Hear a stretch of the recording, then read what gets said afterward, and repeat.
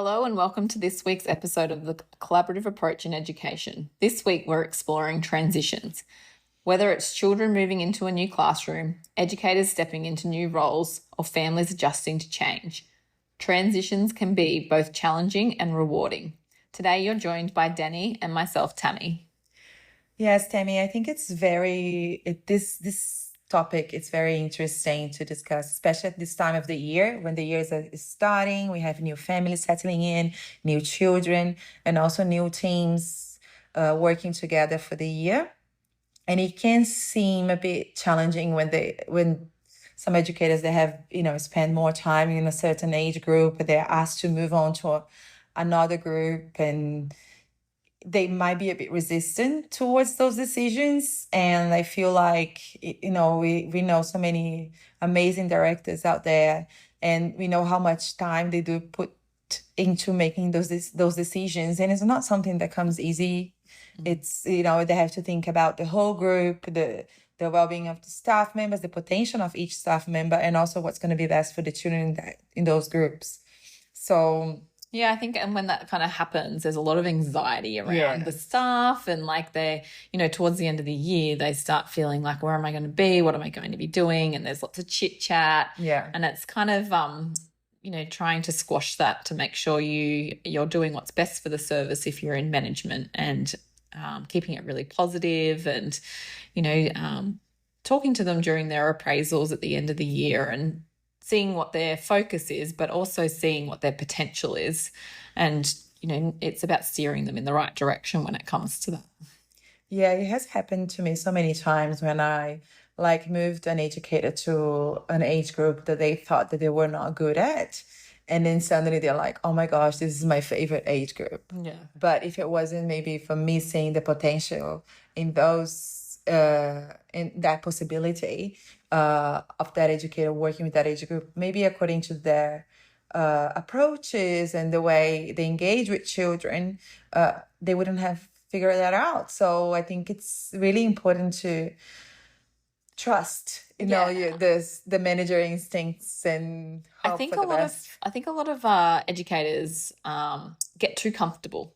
And that's for me, I think that's a dangerous spot to be in as an educator, when you get too comfortable, because then you don't grow and you don't learn. And, some of my mature staff learn some amazing things off the younger staff as well. It's all about being open to learning and, finding new ways, and, just being approachable in. And I feel like that once, all those conversations must be happening before the year starts. And once the year starts, the new families start and the new children start, then it's time to focus on the job, and, not about how you wish you were in another room. The time has passed for that. And I think then you focus on the best outcomes for the children for the year. And there are many ways that you can do that. You can take the time to talk to the educator in your room and try to find things in common, and learning each other's strengths and weaknesses, and see how you guys can support each other in that way. I feel like working in a classroom together is just like a marriage. You're going to have to work on your communication skills and getting to know each other, knowing, each other's love languages. We have spoken about this before. And getting to know each other, how each other learns and how they like to be appreciated, and how to demonstrate that in the classroom, and knowing, like I said, the strengths where they're at. Like, there must be an educator there that maybe just loves music and dancing with the group, and the other one that's more artistic. So then you guys can share the responsibilities in a room in a way like, okay, so do you want to do them at times today while I set up that activity on the other side? Yeah. So the communication must be happening for things to flow. Communication where you're listening each other and not just assuming what the other is thinking. Yeah, because I think the most important thing is someone doesn't take the whole load on. And I think for our services, we've moved away from just the lead educator taking everything on. So, yes, the lead educator at the end of the day needs to kind of steer where the room's going and do the program, but, doesn't mean that your other educators in the room can't be writing observations or setting up spaces or greeting families. Like the lead educator doesn't need to take all of that. Yeah, on because their I think own. it brings the meaning also for the educator roles, for the assistants, because if it, like, you want to see them as competent and capable as much as you see the children. So if they don't have to do as much workload as the lead educator, because they will have, the non-contact time and things, but they need to be exposed because you want to hopefully, support them to grow into a lead educator in the future or other roles in the center. So we're just not where we are now. We are always growing and learning. And I think the best way to learn and grow in your role is by being exposed to those opportunities of like writing observations and setting up environments and having those discussions, writing critical reflections.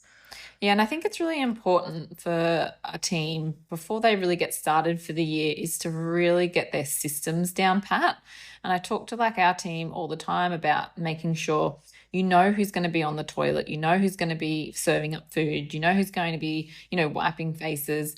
So all that works systematically quite easy. So then when it comes to doing other things, it's like all of that's already flowing. Yeah. So I think it's really important. And then that goes into the transitioning of the children. Yeah. And so when the children transition, everything that they know what's coming, they, what's expected of them, that sort of thing. So yeah, when you start those transitions with the children and knowing who's in the room, and getting to know the children, I think it's really important.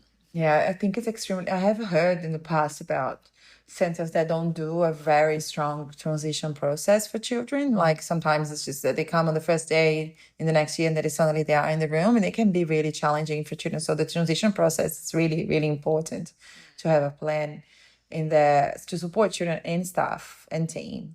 And I feel like even like the changes are great. I feel like you said, people get too comfortable. But I also think that it's also good to have one familiar face. Yes. Moving up, with the children. So then someone that already knows what the routine is like, already know what the children's like and dislikes. And then it saves that time of, term one or the first couple of months of you getting to know the children, understanding how they communicate. So it can be someone that can be like, oh, when he does that, he's tired. Or, you know what I mean? Like that really, someone that really knows the child to support the rest of the team in that way. Yeah, it helps build that strong sense of belonging for the child as well. And just everything runs that bit smoother. But also, like at the end of the year, if you've got the capacity to do it, like, doing those transition days. And I think for the families, it's really making sure at the start of the year you're putting lots out about the educators, who they are, where they come from, what their philosophies are. Just so that they feel comfortable with the move, because they're more likely to come to that new educator if they know a bit about them and how they work and that kind of thing. So so true. Yeah, and I feel like then when you have also the familiar face, the familiar educator from the previous room, and when the children are moving up to the next room, it's important to then, if the parents start going just to that child, to that educator that they know already, for that educator to go there and just redirect the parent, like, acknowledge the parent and redirect them. Also, this is the new group leader, or this is, this isn't in the room too. So you can always talk to her too, just so they have beautiful connections, so they can be the mediator of that relationship too, because then they already have the parents' trust. So then I think it's easier for them to continue to trust the educators if they can see the relationship there as well, like that the educator that they trust is also making them aware of the other ones.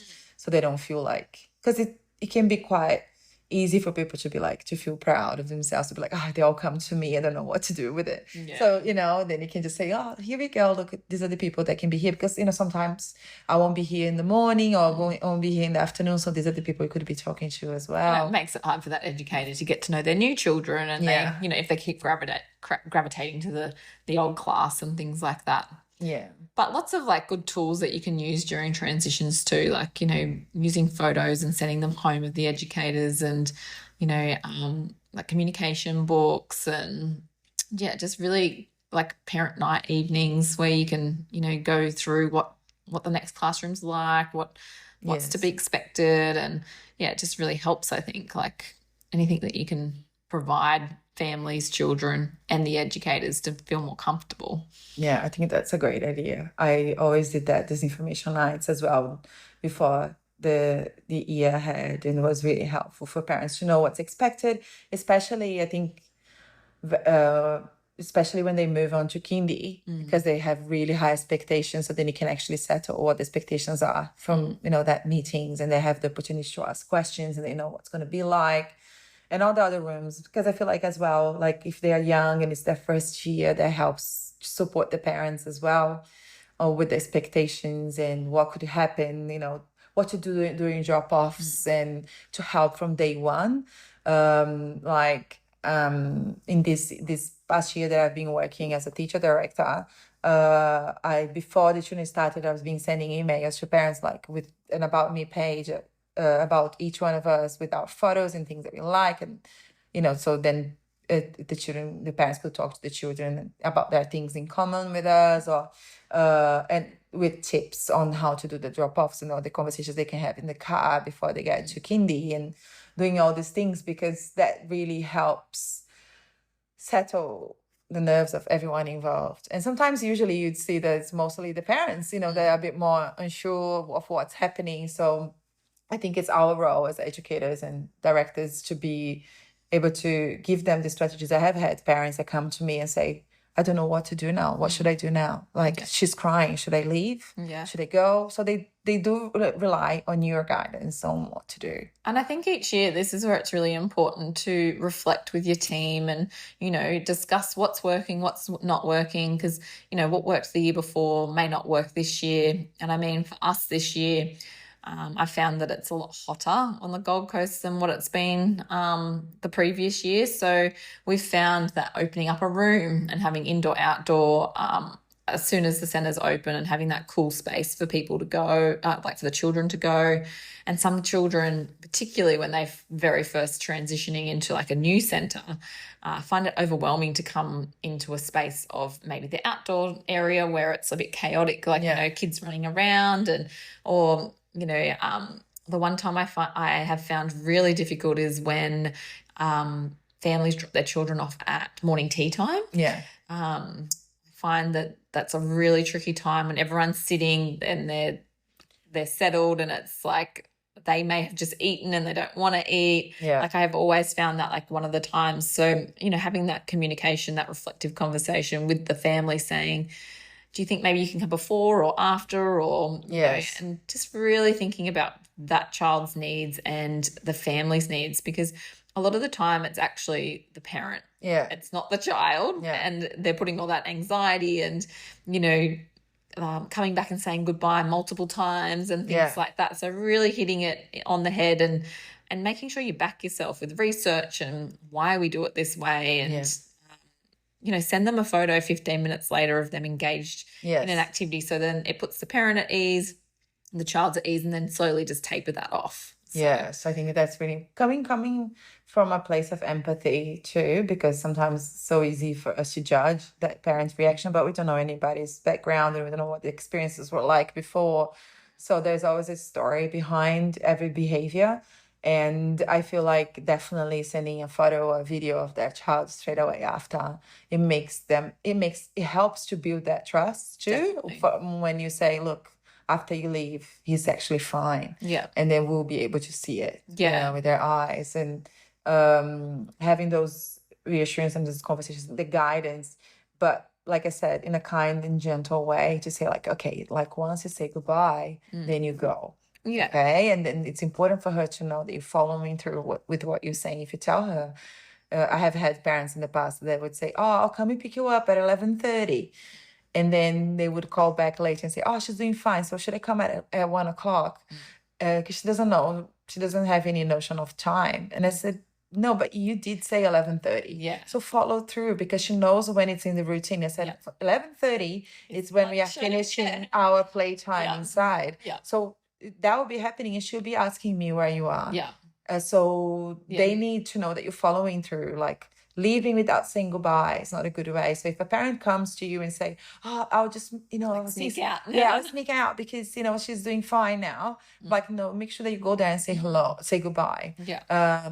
I think too, like that sneak out kind of when parents do that. It's really making sure that you have that conversation of if you're going to choose to do a sneaky behavior, what do you expect then from your child? Yeah. So like I do think it's really important that you have that conversation and be like, no, like putting it back on them.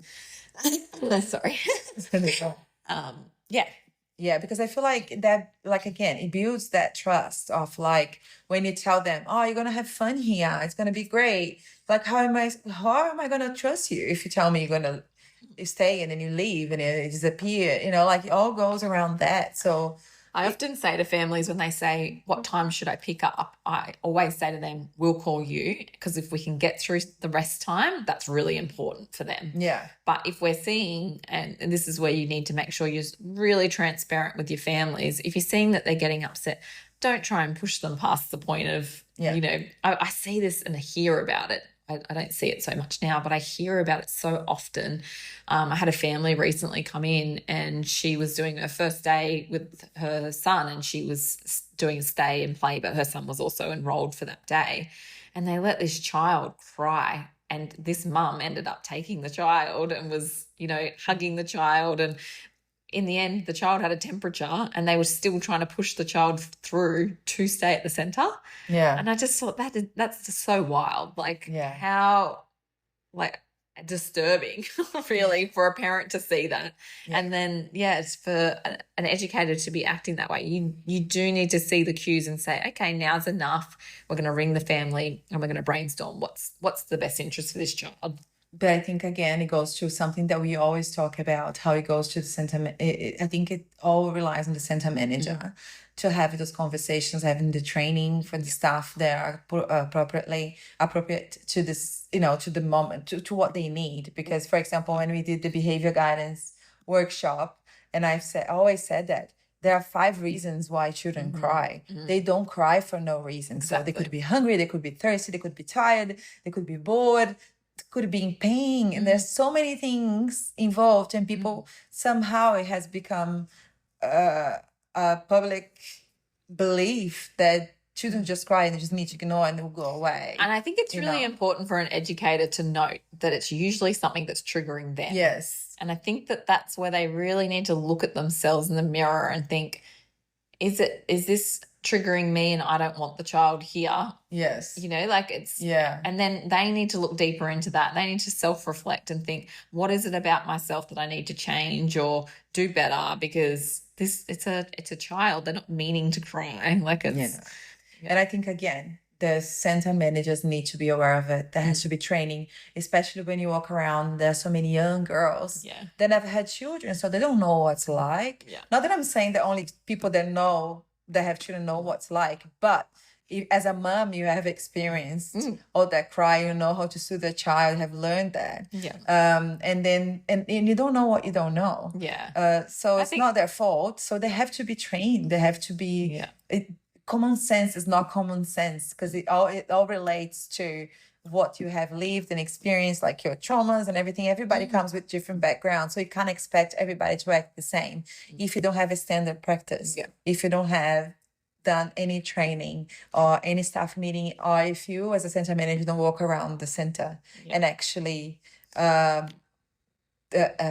coach them on how to do it. And then I think it comes back to the center manager making sure that they educate the families. So educating the families on, you know, like I have families, they didn't cry, I'm so surprised. And I always say, just be, you know, mindful that the second week blues will come. Like at some point they will go, I'm getting dropped here and this is my new routine. I'm actually coming here every day. Every week. And so at some point there's going to be that separation anxiety and making sure that they know like the policies and procedures, especially for those babies and things around like teething and temperatures and getting sick, and being really transparent with the fact that they might only be here for a week and the next week you're off sick, because it's going to happen. So just really like open communication at the start of the year and making sure you've got some firm things in place. Yeah, for sure. I feel like then, you know, like putting all of these things in place and learning how to guide families, how to support educators, you know, as center managers, and also the educator supporting families and supporting the children's needs, meeting their needs, and knowing that no child cries for no reason. And there's, lots of steps that can be taken, like the pre-visits, the transition visits, beforehand, getting to know the families, doing the information nights and all of these, and having a very clear communication with everyone involved would definitely make the transition process much more calm. Definitely. Well, thank you for joining us on the Collaborative Approach in Education. Please follow us on Instagram, Facebook, we're on Spotify and YouTube, and we look forward to hearing from you soon. Bye.